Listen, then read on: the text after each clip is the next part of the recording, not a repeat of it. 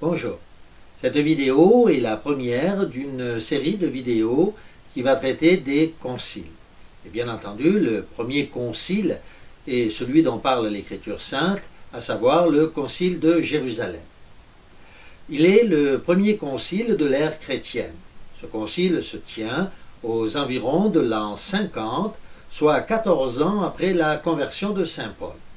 Les apôtres étaient encore à Jérusalem, Jacques, le frère de Jésus, était toujours en vie.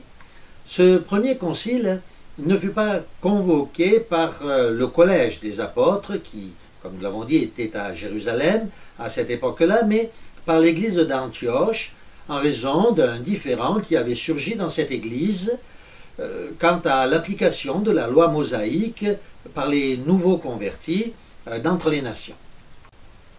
Le récit inspiré nous fait comprendre que l'église d'Antioche était d'autant plus florissante que des apôtres se trouvaient dans cette église. Il y avait Paul, Barnabas, ainsi que Silas, Timothée. Cette église était composée de juifs et de gentils et prospéra, et elle devint d'ailleurs, avec Jérusalem, Alexandrie et Rome, l'une des 4 grandes églises des 2 premiers siècles. L'apôtre Pierre, lui aussi, séjourna dans cette église pour un temps. Et c'est durant sa présence que s'éleva le litige qui allait conduire à la réunion du premier concile. Saint Paul relate l'arrivée de quelques personnes de l'entourage de Jacques.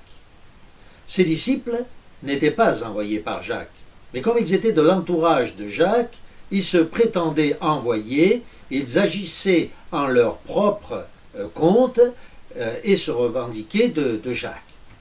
Jusqu'à ce jour, Pierre mangeait avec les gens des nations, mais quand ces chrétiens arrivèrent, ce dernier s'esquiva et se tint à l'écart par crainte, nous dit le récit, des circoncis.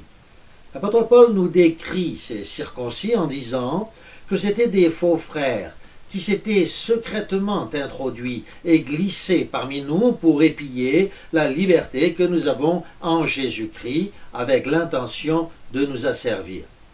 Devant cette attitude d'esprit opposée à la parole de Dieu, et voyant que Pierre ne marchait pas droit selon la vérité de l'Évangile, Paul dit, en présence de tous, « Si toi, Céphas, qui es juif, tu vis à la manière des gens des nations et non à la manière des Juifs, pourquoi forces-tu les gens des nations à judaïser ?» Pierre revint immédiatement à l'équilibre et prit position pour ce qu'il savait déjà être la vérité.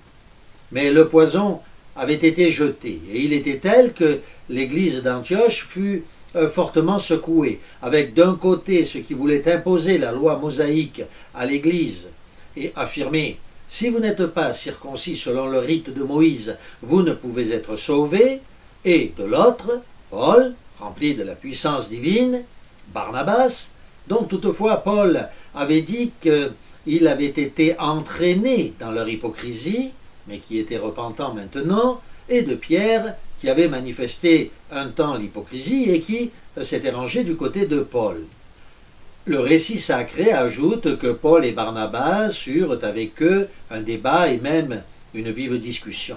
La pression était très forte puisque Paul précise « Nous ne leur avons pas cédé un instant et nous avons résisté à leurs exigences afin que la vérité de l'Évangile soit maintenue parmi vous. Ceux qui sont les plus considérés, quels qu'ils aient été jadis, cela ne m'importe pas, dit Paul, Dieu ne fait pas de favoritisme, ceux qui sont les plus considérés ne m'imposèrent rien. » C'est donc à la suite de cette vive discussion que les frères décidèrent, avec la prière bien entendu, que Paul, Barnabas et quelques-uns des leurs, dont Pierre et Timothée et Silas, monteraient à Jérusalem vers les apôtres et les anciens pour traiter de cette question. Mais l'affaire ne s'arrêta pas là, puisque, arrivés à Jérusalem, ils furent reçus par l'Église, les apôtres, les anciens, et alors qu'ils avaient raconté tout ce que Dieu avait fait avec eux, quelques-uns du parti des pharisiens qui avaient cru se levèrent en disant qu'il fallait circoncire les païens et exiger l'observation de la loi de Moïse. Le concile se tint donc et les apôtres et les anciens se réunirent pour examiner cette affaire et le récit nous dit une grande discussion s'engagea.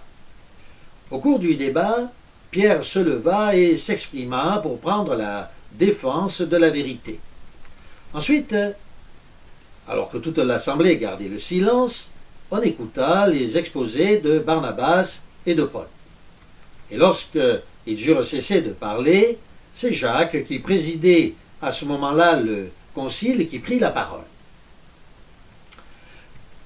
Le récit nous dit que Jacques, s'exprimant ainsi, « Je suis d'avis qu'on ne crée pas de difficulté à ceux qui se convertissent à Dieu, mais qu'on leur écrive de s'abstenir de souillure, des idoles, de l'impudeur, des animaux étouffés et du sang. » C'est à la suite de ce concile que saint Paul ajouta « Tite, qui était avec moi et qui était grec, c'est-à-dire païen, ne fut, païen converti bien sûr, ne fut même pas contraint de se faire circoncire. » À l'issue donc de ce concile, les apôtres renvoyèrent à Antioche Paul, Barnabas, accompagnés de Jude appelé Barsabas et de Silas, des hommes considérés d'entre les frères. Ils les chargèrent d'une lettre qui était une lettre encourageante. Donc de retour à l'église d'Antioche, les frères remirent cette lettre à la multitude des frères assemblés et elle fut lue ensuite dans d'autres provinces que celle d'Antioche. Après avoir lu cette lettre, les frères remercièrent le Seigneur et apprécièrent l'encouragement qui leur avait été donné. C'est ainsi que fut entériné le premier concile, le concile de Jérusalem. Alors vous pouvez retrouver bien sûr les détails de ce concile dans le livre des Actes au chapitre 15, ainsi que dans la lettre que Paul écrivit aux Galates au chapitre 2. Ces deux livres de la parole de Dieu relatent donc très précisément ce concile et assurément leur lecture sera pour chacun d'entre nous édifiante. La prochaine fois, nous traiterons d'un autre concile qui fut peut-être un peu moins heureux. Il s'agit du concile de Nicée qui se tint en 325. Mais je vous laisse dans l'attente de cette vidéo.